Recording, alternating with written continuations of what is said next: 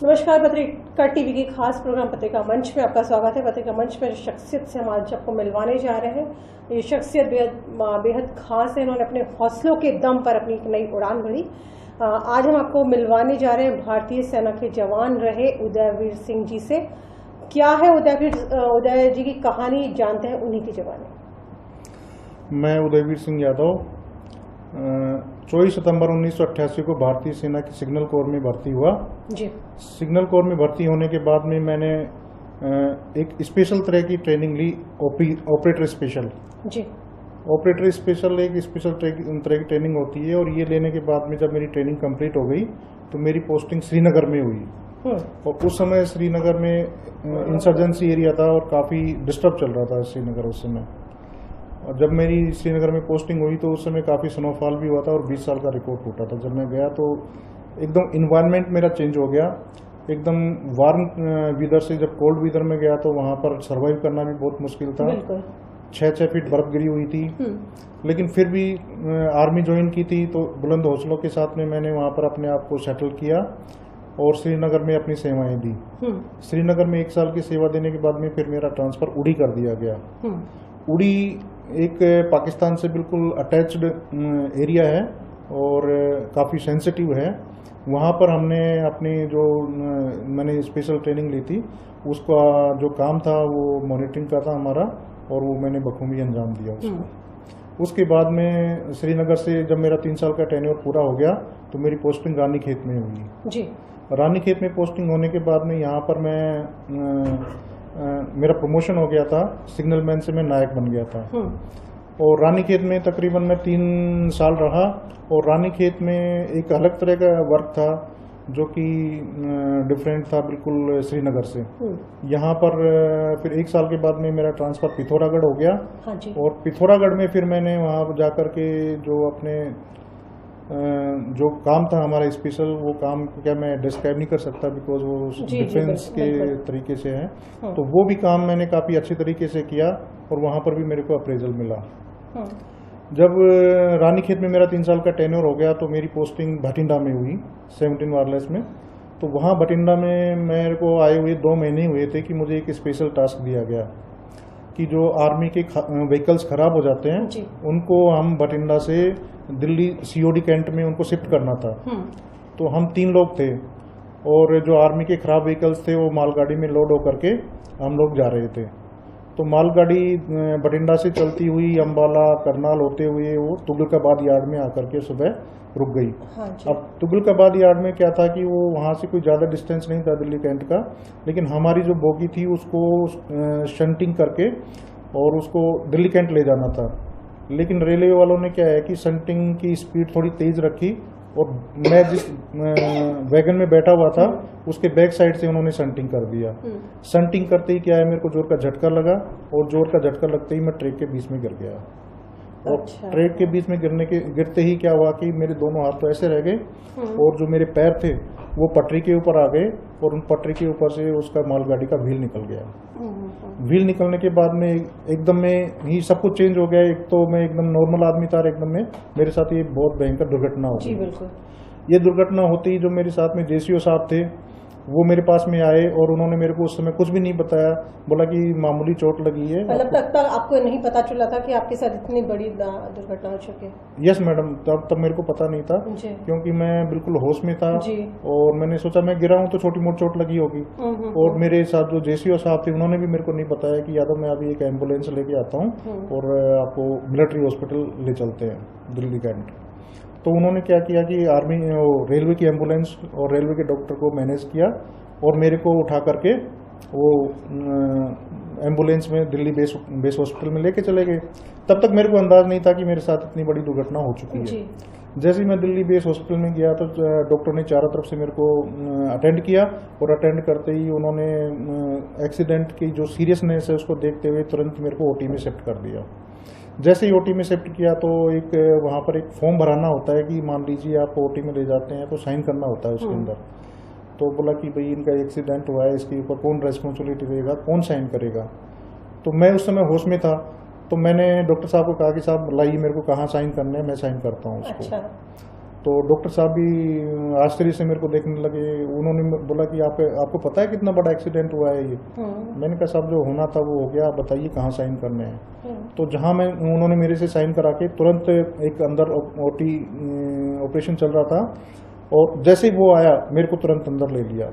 अंदर लेने के बाद में वो डॉक्टर साहब मेरे से बात करने लगे, कहाँ के रहने वाले हो, क्या हो। और जैसे ही उन्होंने उसमें एनेस्थीसिया का इंजेक्शन दिया तो मैं एकदम में सेंसलेस हो गया। मेरे को पता नहीं उसके बाद में ओटी में क्या हुआ। फिर मेरे को 4 घंटे के बाद में आईसीयू में होश आया। आईसीयू में होश आया तो मैंने देखा मेरे दोनों पैरों के ऊपर पट्टियां बंधी हुई है। तब मेरे को अंदाजा हुआ कि हाँ कोई बड़ा मतलब कि एक्सीडेंट हुआ है और इसमें मेरी दोनों लेग्स चली गई है। तो वहाँ से फिर मेरे घर पे इन्फॉर्म किया गया। मिसेज को बताया नहीं कि आपके हस्बैंड का इतना बड़ा एक्सीडेंट हो गया है। उनको सिर्फ ये कहा गया कि उनके साथ कोई दुर्घटना हो गई है छोटी मोटी, और आप तुरंत दिल्ली आ जाइए, दिल्ली का एनबीएस हॉस्पिटल आ जाइए। तो मिसेज रात को मेरे पास पहुंच गई, और मिसेज भी मेरे को देख करके एकदम, मेरे बच्चे छोटे थे उस समय, तो वो भी एकदम में सकपका गई कि ये क्या, शॉक्ड हो गई कि ये क्या हुआ। लेकिन उन्होंने फिर भी मेरे को कहा कि कोई नहीं, अभी आपका ट्रीटमेंट चल रहा है, ट्रीटमेंट लो आप। और मैडम उस समय रेलवे में थी, तो हर संडे को मेरे पास में आती थी देखने के लिए। जब दिल्ली में मेरा ये पहला इनिशियल ट्रीटमेंट हो गया, तो 2 साल के बाद में आर्मी डॉक्टर्स ने मेरे को आर्टिफिशियल लिम्ब सेंटर पुणे है, वहाँ एक कृत्रिम अंग लगाने के लिए मेरे को रेफर कर दिया। तो मैं ये 29 सितंबर 97 को मेरा एक्सीडेंट हुआ था, और फरवरी 1998 में मेरे को उन्होंने आर्टिफिशियल लिम्ब सेंटर पुणे में रेफर कर दिया। पुणे जाने के बाद में मेरे को वहाँ पर मैंने देखा तो वहाँ पर किसी के हाथ नहीं है, किसी के एक पैर नहीं है, किसी के दोनों हाथ नहीं है, किसी के दोनों पैर नहीं है। तो वहाँ जाकर के एकदम में लाइफ चेंज हुई। और वहाँ पर एक वर्ड लिखा हुआ था कि आप क्या सोचते हैं कि ज़िंदगी का एंड है? नहीं, ये ज़िंदगी की एक नई शुरुआत है, यहाँ से आप ज़िंदगी की नई शुरुआत करिए। वहाँ जाकर के फिर मैंने अपने आप को संभाला, क्योंकि मैं काफ़ी डिप्रेस हो चुका था एक्सीडेंट होने के बाद में। जी बिल्कुल। लेकिन एएलसी में आर्टिफिशियल लिम्ब सेंटर पुणे में जाने के बाद में मेरे को थोड़ा हौसला आया। डॉक्टर्स ने भी मेरे को बताया कि आपके छोटे कृत्रिम अंग लग जाएंगे और आप पहले जैसा नॉर्मल वर्क करने लग जाओगे, और ये कठिन फेज है आपकी ज़िंदगी का, तो ये अब दूर हो जाएगा, और आप ये प्रैक्टिस करेंगे तो आपका ये ठीक हो जाएगा। वहाँ तकरीबन मैं 1 साल रहा आर्टिफिशियल लिम्ब सेंटर पुणे में, और वहाँ उन्होंने मेरे को ये आर्टिफिशियल लिम्ब लगवा दी। ये लगने के बाद में फिर आर्मी के डॉक्टर्स ने आपस में डिस्कस किया कि अब आपको तो आर्मी में रख नहीं सकते, क्योंकि आप फिजिकल फिट नहीं है और आपके साथ में ये दिव्यांगता जुड़ गई है। तो उन्होंने मेरे को, मेरा सिग्नल रिकॉर्ड्स जबलपुर है, वहाँ के लिए मेडिकल बोर्ड आउट करके अहमद जबलपुर के लिए रेफर कर दिया। फिर मैं जून 1999 में जबलपुर रेफर हो गया। जबलपुर में एमएच में जाने, मिलिट्री हॉस्पिटल में जाने के बाद में वहाँ के डॉक्टर्स ने देखा, और उन्होंने कहा कि आपका मेडिकल बोर्ड 100% करेंगे और आपको डिस्चार्ज करके घर भेजेंगे, और आपको मेडिकल पेंशन मिलेगी। तो उन्होंने 19 सितंबर 1999 को मेरे को आर्मी से मेडिकल अनफिट करके मेडिकल बोर्ड आउट कर दिया, और आर्मी ने पेंशन दे दी जी। वहाँ से आने के बाद में फिर मेरी ज़िंदगी का एक नया अध्याय शुरू होता है, क्योंकि जिस समय मेरी पेंशन शुरू हुई उस समय 1800 रुपये मात्र पेंशन थी, और मेरे 2 छोटे छोटे बच्चे थे। कैसे उस टाइम पे सरवाइव किस तरह से कर पाए आप, क्योंकि इतनी कम पेंशन, परिवार पूरा आपको चलाना है, कैसे किया आपने? उस समय परिवार चलाना तो बहुत मुश्किल था, लेकिन भगवान ने 6 महीने पहले एक नई वो बना रखी थी योजना। 6 महीने पहले ही मेरी मिसेज की रेलवे में नौकरी लगी थी जी। फरवरी 97 में मिसेज ने रेलवे में ज्वाइन किया था, और सितंबर 97 में मेरा एक्सीडेंट हुआ। आने के बाद में मैं एकदम में डिप्रेस हो गया कि 5000 से एकदम 1800 रुपये के ऊपर पेंशन आ गई, और 2 छोटे छोटे बच्चे हैं। लेकिन मेरी मिसेज ने मेरा बहुत साथ दिया। तो मिसेज ने मेरे को कहा कि बोला कि ऐसे तो आपकी ज़िंदगी चलेगी नहीं, आप एजुकेशन की तरफ अपने आप को झुकाव दो जी। तो उन्होंने, मैं उस समय सिंपली बीए था जब मेरा एक्सीडेंट हुआ। आने के बाद में मैंने एमए हिस्ट्री किया। हिस्ट्री से एमए हिस्ट्री करने के बाद में फिर मैडम ने कहा कि आप कॉम्पिटिशन्स की तैयारी करिए। तो मैंने आरएएस का एग्ज़ाम दिया, एसएससी स्टाफ सिलेक्शन कमीशन का एग्ज़ाम दिया, और बैंक क्लरिकल का एग्ज़ाम दिया। तो सौभाग्य से मेरा बैंक क्लरिकल में सिलेक्शन हो गया, क्लर्क कम कैशियर। और उस समय state bank of Bikaner and Jaipur था, और मेरी पोस्टिंग दुर्गापुरा में हो गई जी। दुर्गापुरा में पोस्टिंग होने के बाद में एक नया तरीका का वर्क था ये, क्योंकि मेरे को कैश में डीलिंग्स आती ही नहीं थी, लेकिन धीरे धीरे मैंने कैश में डीलिंग्स सीखी और 15 दिन में ही जो मेरे साथी थे उन्होंने कहा कि आपने कैश के ऊपर अच्छी पकड़ बना ली है और बैंक में आप बहुत अच्छा काम कर रहे हो। अब बैंक में काम करते करते उस समय क्या कंप्यूटराइजेशन का युग था। हाँ जी। कंप्यूटर आ चुके थे और मेरे को कंप्यूटर की नॉलेज थी नहीं, तो मतलब एक चैलेंज और फिर आपके सामने था। हाँ, एक नया चैलेंज था आईटी का कि कंप्यूटर आ चुके थे, मेरे को कंप्यूटर की नॉलेज थी नहीं। वैसे तो मैं साइंस एंड था, मैंने हायर सेकेंडरी मैथमेटिक्स पीसीएम में की थी, लेकिन माइंड तो थोड़ा तेज था ही। तो अब मैंने अपने आप को डाला कि चलो कंप्यूटर आया, कोई बात नहीं कंप्यूटर कर लेते हैं। तो हमारे कर्नल साहब कंप्यूटर सेंटर चलाते थे यहाँ पर। मैंने उनसे डिस्कस किया कि सर मेरे को तो बैंक में कंप्यूटर पे काम करना है, कंप्यूटर की मेरे को नॉलेज बेसिक नॉलेज भी नहीं है। तो बोला कि आपका बैंक कितने बजे बंद होता है? मैंने कहा सर मेरा बैंक 5 बजे बंद होता है। बोला ठीक है, आप 5 बजे के बाद में आप मेरे सेंटर पे आ जाया करो 2 घंटे के लिए, 5 से 7, और वहाँ पर आप छोटी छोटी चीज़ें सीखे बेसिक्स। और उन्होंने एक बंदे को वहाँ पे मेरे लिए छोड़ दिया कि भाई ये जो भी आए, जो भी पूछे, इनको जो भी समस्या हो वो आप कंप्यूटर में आप इनको बताइए। तो एक इग्नू से CIC कंप्यूटर इन सर्टिफिकेट कोर्स होता है, उसके लिए मेरे को अप्लाई करवा दिया उन्होंने। अब मैंने CIC के लिए अप्लाई कर दिया। ये 6 महीने का कोर्स होता है। 6 महीने के बाद में एग्ज़ाम हुआ तो मेरे अच्छे मार्क्स आए 61%। तो कर्नल साहब ने कहा कि अब आगे आपको कंप्यूटर में पकड़ हो गई है तो आप MC के लिए अप्लाई करो। तो मैंने MC के लिए अप्लाई कर दिया। MCA में अप्लाई करने के बाद में धीरे धीरे फिर MCA का थोड़ा सा टफ था कोर्स, लेकिन मैंने पढ़ाई जारी रखी। जहाँ कहीं पर भी मेरे को प्रॉब्लम आती थी तो मैं कर्नल साहब के पास पहुँच जाता था, साहब मेरे से तो आगे हो नहीं रहा है ये। अब वो हौसला देते थे, बोला तसल्ली रखो, थोड़ा पढ़ो, बैंक से आने के बाद में थोड़ा अपनी दिनचर्या को बदलो, थोड़ा पढ़ाई पे ध्यान दो। तो मैंने पढ़ाई पे ध्यान दिया। तो 3 साल में मेरा MCA कंप्लीट हो गया। MCA कंप्लीट होने के बाद में बैंक में मैं कंप्यूटर में अच्छी जानकारी हो गई, तो स्टाफ भी मेरे को काफ़ी रेस्पेक्ट देने लगा और जो उनको आता नहीं था वो लोग मेरे से पूछने लगे और कस्टमर्स भी काफ़ी रेस्पॉन्स देने लगे। अब यहाँ पर ही शांत नहीं हुआ मेरा, फिर मैं कर्नल साहब के पास में गया। मैंने कहा साहब मैं तो बैंकिंग एंड फाइनेंस में मेरे को आती नहीं है, मैं तो फौज में नौकरी की है। तो उन्होंने कहा कोई नहीं, तो इग्नू से MBA का फॉर्म भर दे। अब मैंने कहा साहब कैसे होगा? बोले जैसे MCA हुआ वैसे MBA हो जाएगा। तो मैंने ओपन मेट का फॉर्म भर दिया और एग्जाम दे के आ गया। रिजल्ट आया तो मैं उसमें क्वालिफाई हो गया। मैंने साहब को बताया, मैंने कहा साहब ओपन मेट मेरा क्वालिफाई हो गया। बोले तो बहुत बढ़िया बात है, आप एलिजिबल हो गए MBA के लिए, अब तो MBA का फॉर्म भरो आप।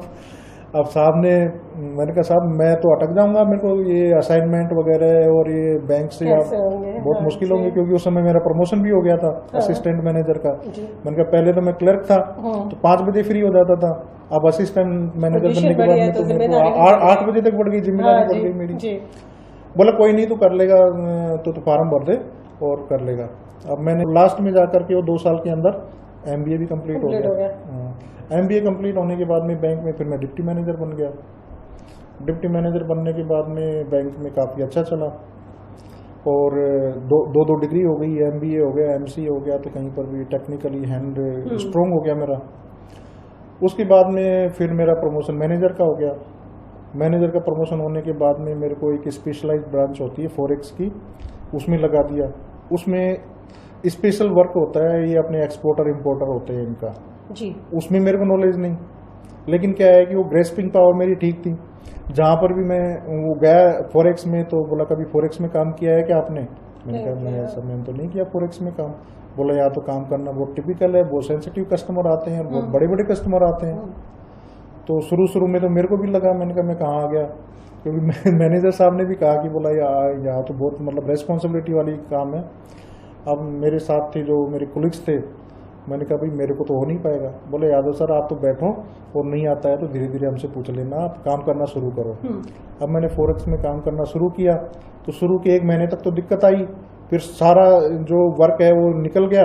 उसके बाद मैंने पकड़ बना ली, तो वहाँ पर भी फिर अच्छा इंप्रेशन हो गया, जो भी कस्टमर हैं सबका काम मैं करने लग गया। अब काम करते करते वहाँ से मेरे को 1 साल हो गया फॉरेक्स में। उसके बाद में फिर मेरा ट्रांसफर एंटी मनी लॉन्ड्रिंग से। 1 मिनट सर, अब मैं आपको रोकूंगी। आपकी कहानी इंटरेस्टिंग है, लेकिन साथ में इंस्पिरेशन लोगों को बहुत ज्यादा मिलेगी। लेकिन एक टाइम ब्रेक का है, ब्रेक लेंगे, उसके बाद फिर आपकी कहानी पे आगे बढ़ेंगे। तो पतेगा मंच में फिलहाल वक्त एक छोटे से ब्रेक का। ब्रेक के बाद भी उदय जी से बातचीत का सिलसिला जारी रहेगा। बने रहे पतेगा टीवी के साथ। ब्रेक के बाद आपका स्वागत है। आप देख रहे हैं पत्रिका मंच और हम सुन रहे हैं उदयवीर जी से उनकी कहानी, उन्हीं की जुबानी। जी सर। अब मैंने तो अपनी एजुकेशन पूरी कर ली, लेकिन इसके साथ साथ मैंने अपने बच्चों को भी गाइड किया कि आप लोग भी आप जिसमें इंटरेस्ट है उसमें आगे बढ़ें। हाँ जी। अब मेरे 2 बच्चे हैं, एक लड़का है एक लड़की है।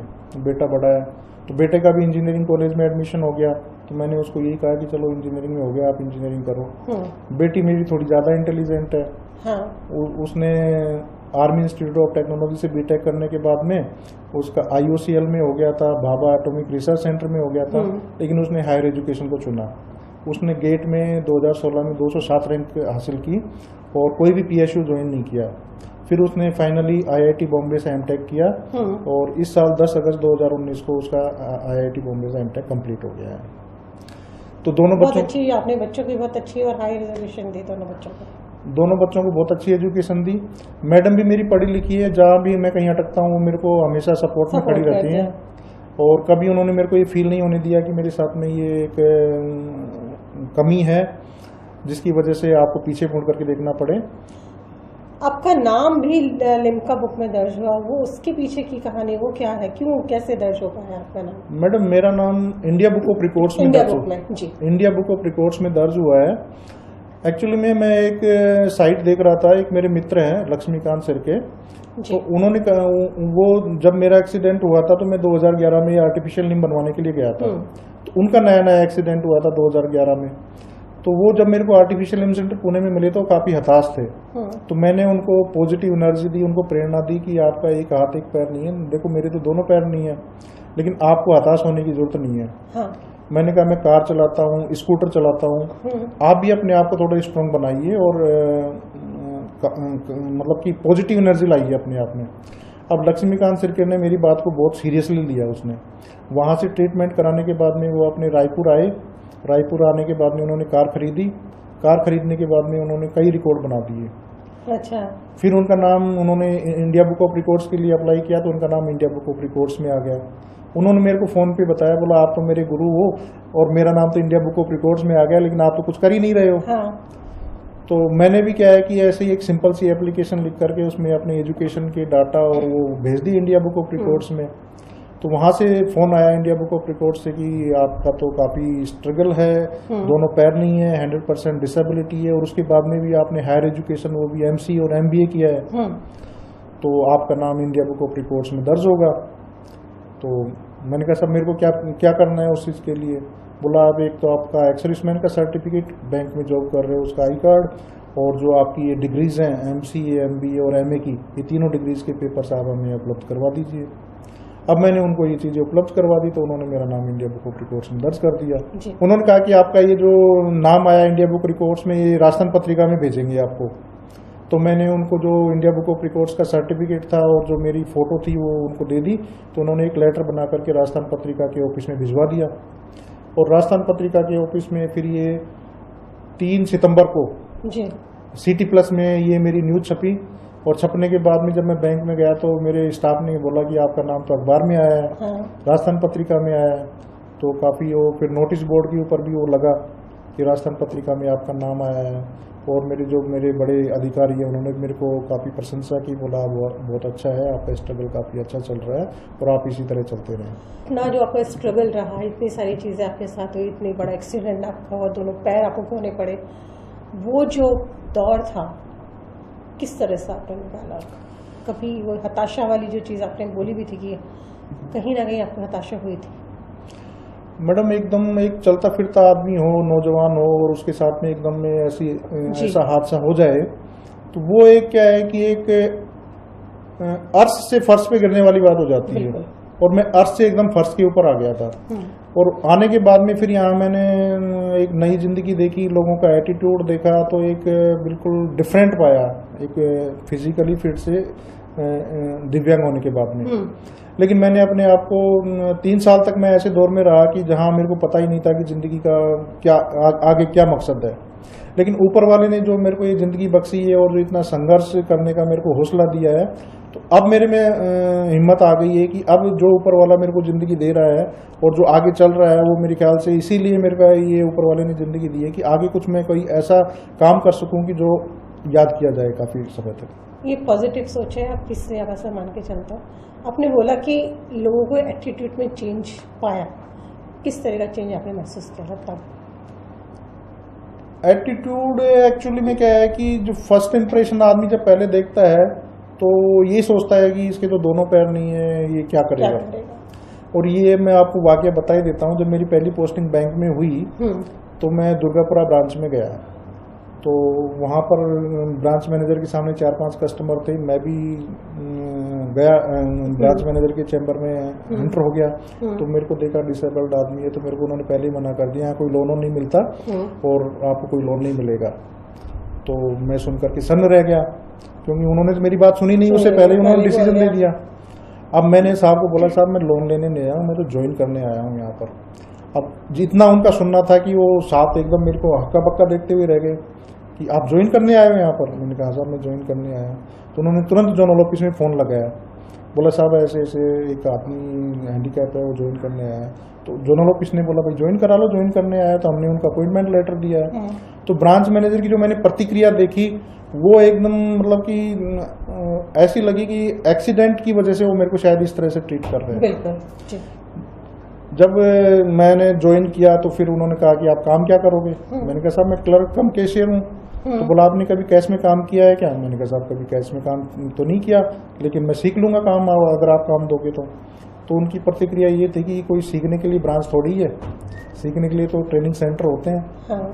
तो 2 दिन तक तो उन्होंने मेरे को सिर्फ जो कैशियर बैठा हुआ था, जो रिसीट और पेमेंट कर रहा था वो सिर्फ रजिस्टर भी चढ़ाने के लिए दिए मेरे को।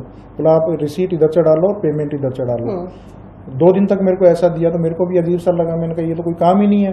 उन बस जमा की रसीद आई उसको चढ़ाया और टोटल कर दिया, पेमेंट की रसीद आई उसको टोटल कर दिया। मैं ब्रांच मैनेजर 3 दिन रूम में गया, मैंने कहा साहब ऐसे काम नहीं चलेगा, मेरे को तो काम दो आप। तो बोला कैश में बैठाएंगे आपको। मैंने कहा बैठा दो कैश में। तो उन्होंने मेरे को 4थे दिन स्टाफ को इकट्ठा किया, मीटिंग ली स्टाफ की। बोला भाई यादव जी कह रहे हैं कि मेरे को कोई काम दो, ये काम मेरे को आप काम नहीं दे रहे हो, मेरे को पसंद नहीं रहा है, तो इनको हम कैश में बैठाएंगे। तो बोला आपकी हेल्प के लिए किसी को दें क्या साथ में। मैंने कहा साहब मेरे को हेल्प की जरूरत नहीं है, आप तो दे दो, मैं धीरे धीरे कर लूँगा। तो फर्स्ट डे जब मैं कैश में बैठा तो थोड़ा मेरे को नोट वगैरह भी गिनने नहीं आते थे, उल्टे सीधे नोट लगा दिए मैंने।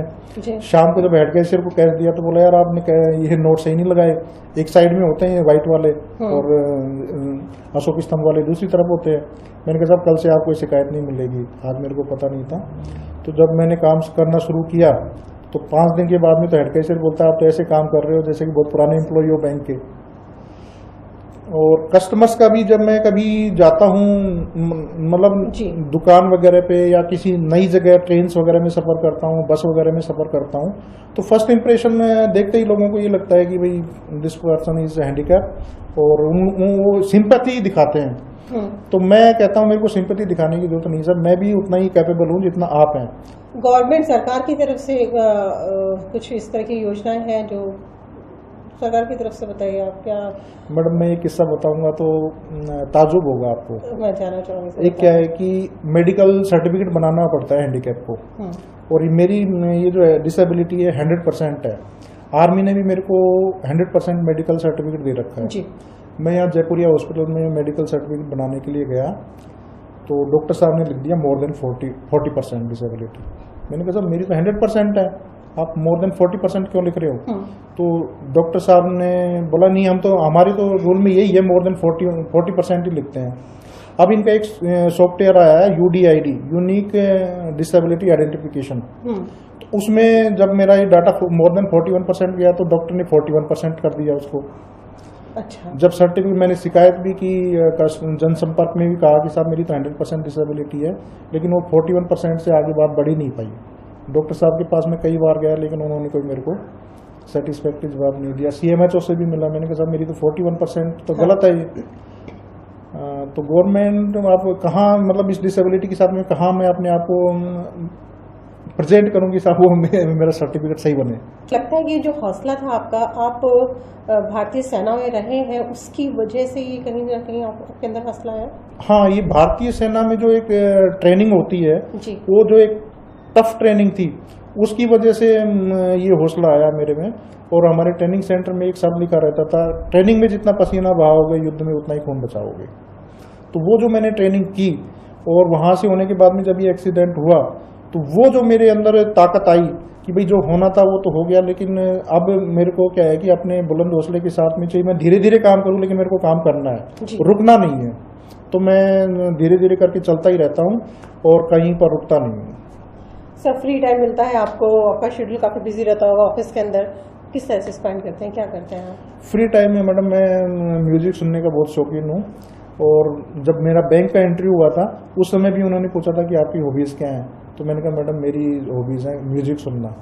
तो उन्होंने मेरे को इंटरव्यू में गाना भी बोला कौन सा गाना सुनाओगे, तो गाना भी सुनाया था, 2 लाइन सुनाई थी मैंने उनको, और मेरा इंटरव्यू काफ़ी अच्छा रहा था। तो और जो मेरा टाइम फ्री होता है उसमें मैं या तो एक्शन मूवीज़ देखता हूँ या ओल्ड मेलोडीज सुनता हूँ। फिर तो सर अब वहाँ इंटरव्यू में गाना हुआ था, तो फिर मैं चाहती हूँ 2 लाइन तो हमारे दर्शकों के लिए भी आप गाई दीजिए। अब इंटरव्यू में जो मैं उस समय 2 लाइनें गाई थी वो मैं बता ही देता हूँ आपको। Sir please. लिखे जो खत तुझे वो तेरी याद में हजारों रंग के नजारे बन गए, सवेरा जब हुआ तो फूल बन गए, जो रात आई तो सितारे बन गए, लिखे जो खत तुझे। फील्ड में जो पोस्टिंग थी आपकी तरफ वाइफ को काफी सारे लेटर्स लिखा करते थे। हाँ, उस समय लेटर्स का दौर रहा करता था मैडम। ये तो मोबाइल तो अब आया है, उस समय हर 15 दिन में चिट्ठी का इंतजार रहता था कि मैं चिट्ठी लिखता था मैडम को और मैडम की चिट्ठी का इंतजार करते थे, क्योंकि हम ही सब फौजियों की चिट्ठियां एक साथ ही आती थी। तो जब वो पोस्टमैन जो हमारा एक बंदे को जिसको डिटेल कर रखा था उससे पूछते थे आज मेरी चिट्ठी आई क्या, तो कई बार तो क्या होता था कि चिट्ठी आ जाती थी तो मेरी नाइट ड्यूटी लग जाती थी। अब वो बंदा क्या करता था, जो हमारी चारपाई होती थी उसके ऊपर धीरे से नीचे खिसका देता था, मतलब दिखती भी नहीं थी चिट्ठी। जब हम आते थे तो वो देखता था, फिर मेरे को चिट्ठी आई क्या, तो कोई रेस्पॉन्स नहीं। जब मैंने वो बेडशीट हटाता था तो उसके नीचे चिट्ठी मिलती थी। तो इस तरह से वो चिट्ठियों का दौर, अभी भी मैंने काफ़ी चिट्ठियाँ संभाल के रखी हुई हैं, और उस समय चिट्ठियों का बहुत अच्छा दौर हुआ करता था। सर अब आए आपकी जो कहानी है, मुझे लगता है हमारे दर्शकों के लिए जो भी इसको सुनेगा उसको प्रेरणा मिलेगी। आप पत्रिका परिवार की तरफ से, पत्रिका के दर्शकों की तरफ से, हम सभी की तरफ से आपको बहुत बहुत शुभकामनाएं, और उम्मीद करेंगे आपसे जल्दी फिर और मुलाकात करने का मौका मिले। तो ये थे पत्रिका मंच पे हमारे साथ उदयवीर जी। फिलहाल के लिए इतना ही, फिर मिलेंगे किसी नए मेहमान के साथ, तब तक ले दीजिए इजाजत। नमस्कार।